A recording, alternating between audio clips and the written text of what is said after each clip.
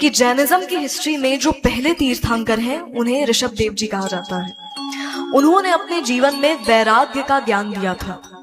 वैराग्य अर्थात आसक्ति रहित जीवन।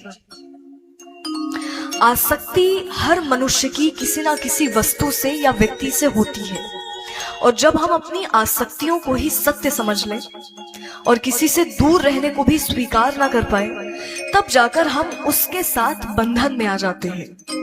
और जहां हम साथ रहने की इच्छा में आए तो इच्छाओं का बंधन ही आपको कर्म बंधन में डालता है।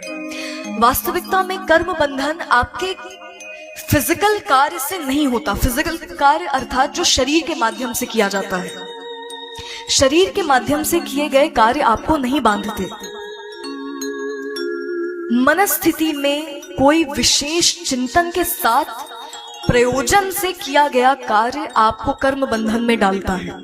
यानी जब हम कुछ सोचकर कोई काम शुरू करें और वो सोच जो किसी ना किसी तरह हमारे स्वार्थ की पूर्ति कर सके, अर्थात जब तक हम अपने बारे में सोचकर कोई कार्य करेंगे तब तक उससे हमारी आशाएं जुड़ी हैं, और ये आशाएं, ये अपेक्षाएं ही आपको कर्म बंधन में डालती हैं। तो वास्तविकता में अगर किसी को कर्म के बंधन से ऊपर उठना है तो आपको अपनी आसक्ति और अपने उद्देश्य को साफ रखना पड़ेगा।